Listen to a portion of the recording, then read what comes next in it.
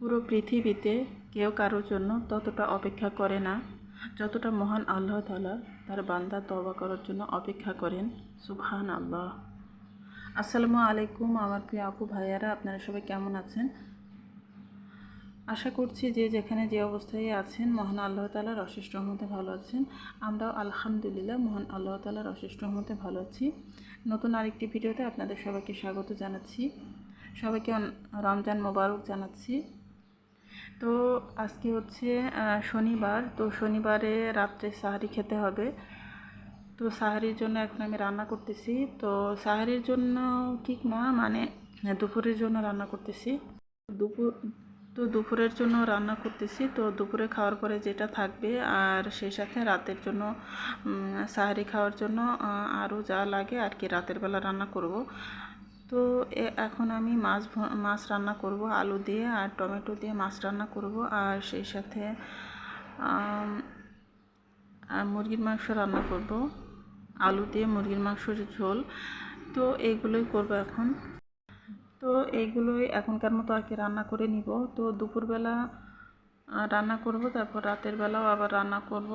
আর তারপরে আগামীকালকে মানে প্রথম রমজানে আমরা কি কি ইফতার করেছিলাম সেগুলো আপনাদেরকে দেখাবো, সেগুলো আপনাদের সাথে শেয়ার করব। তো আপনারা প্লিজ সাথেই থাকুন আর আমার ভিডিওটি প্লিজ দেখতে থাকুন।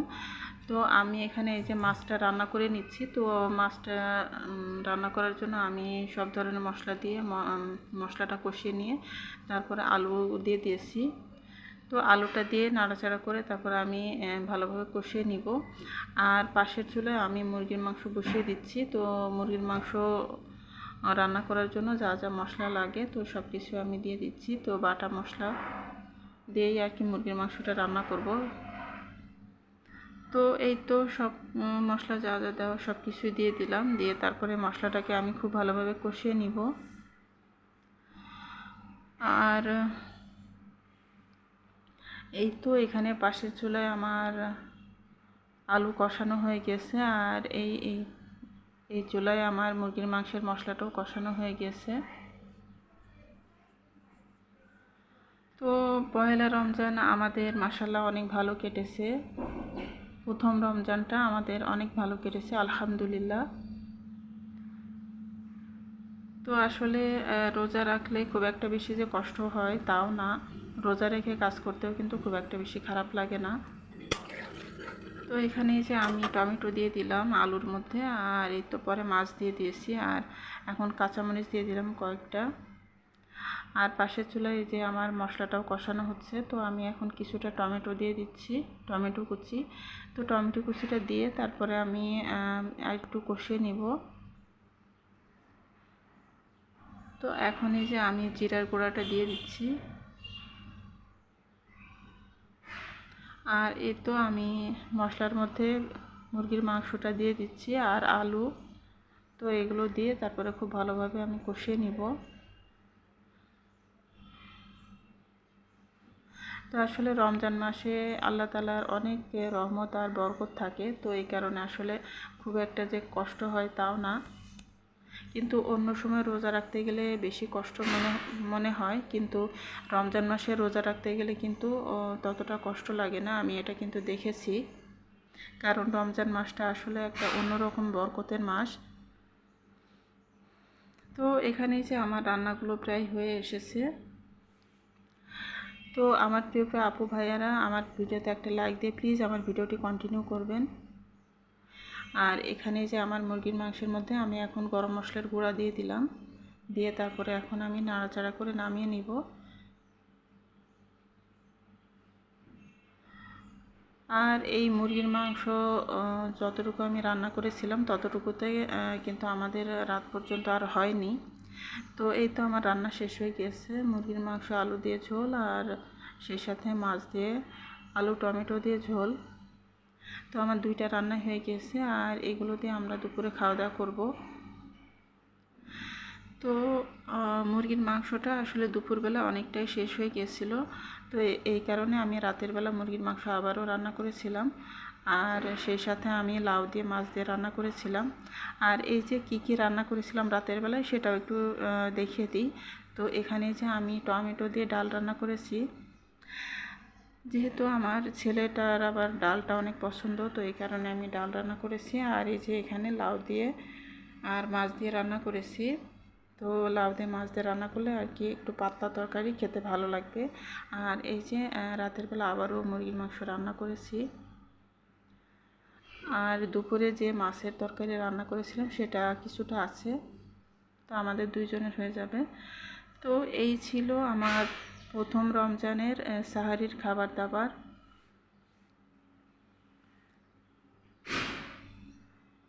তো আমার প্রিয় আপু ভাইয়ারা, আমার কথার মাঝে যদি কোনো ভুল ত্রুটি হয়ে থাকে আর আমার ভিডিওতে যদি অনেক নয়েজ আসে, তো তার জন্য প্লিজ আমাকে ক্ষমা সুন্দর দৃষ্টিতে দেখবেন।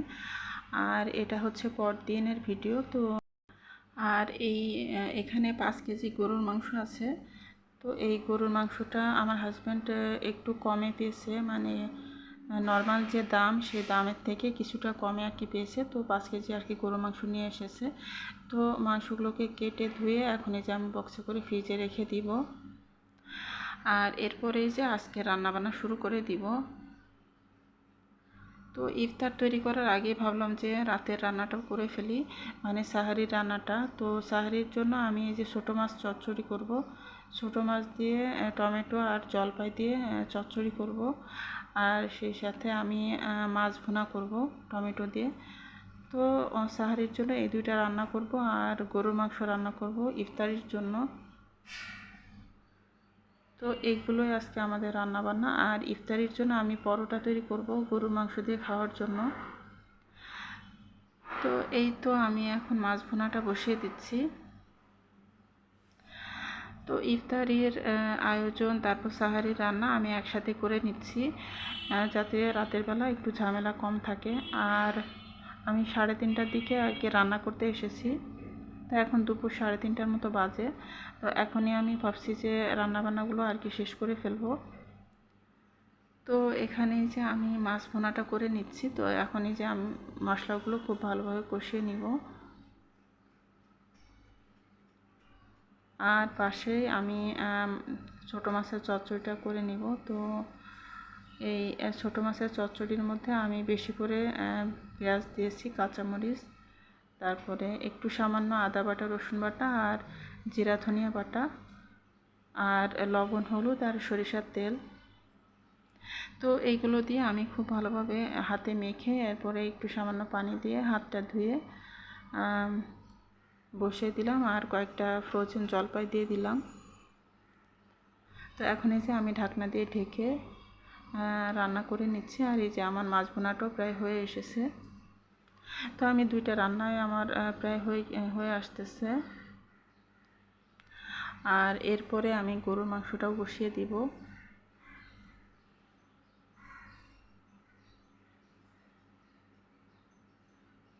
তো এই তো আমার মাছের চচ্চড়িটা এই যে রান্না হচ্ছে।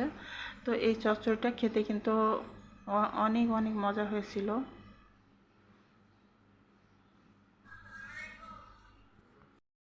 তো এই তো আমার রান্নাগুলো হয়ে গেছে। তো এই যে মাছের ঝোল আমি করে নিয়েছি। তো কয়েক টুকরো আর কি মাছের ঝোল করে নিয়েছি। আর এই যে আমার টমেটো দিয়ে ছোটো মাছের চচ্চড়ি। তো আমি এখন ধনিয়া পাতা দিয়ে দিলাম।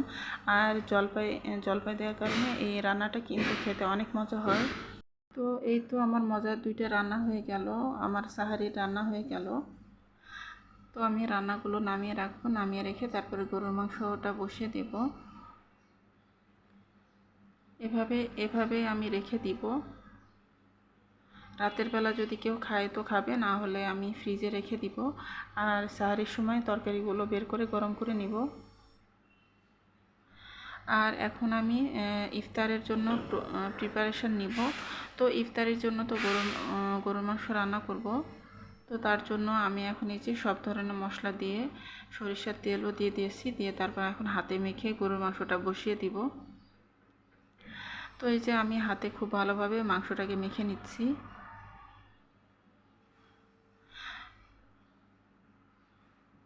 তো হাতে মেখে তারপর আমি মাংসগুলো বসিয়ে দিব। আর গরুর মাংসটা হাতে মেখে রান্না করলে খেতে অনেক বেশি ভালো লাগে। তো এই তো আমি এখন এই যে সামান্য পানি দিয়ে তারপরে চুলায় বসিয়ে দিয়েছি।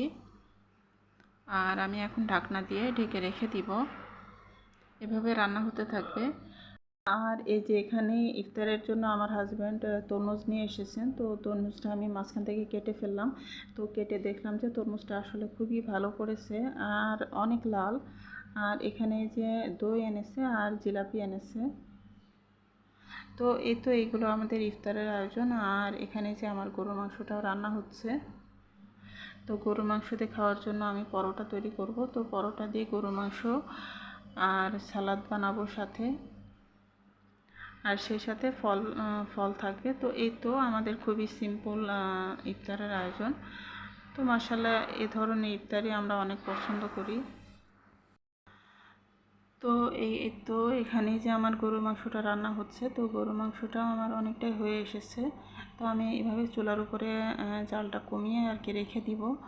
তো আস্তে আস্তে করে আমার গরুর মাংসটাও রান্না হয়ে যাবে।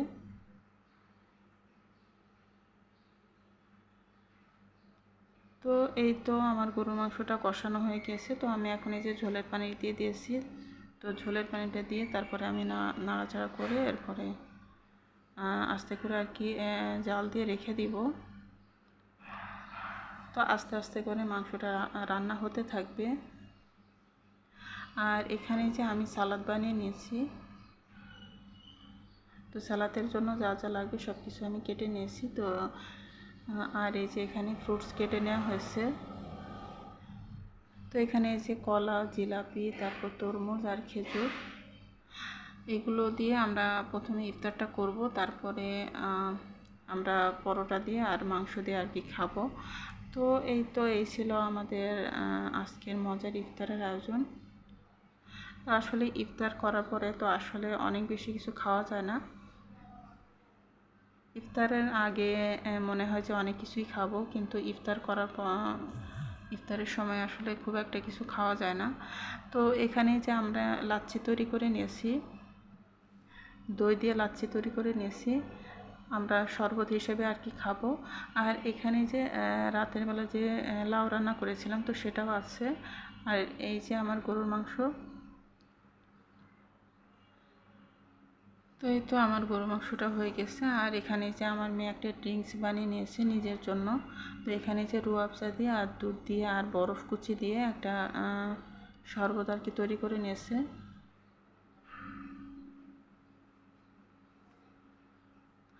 আর এই তো এখানে যে পরোটাগুলো তৈরি করা হয়ে গেছে।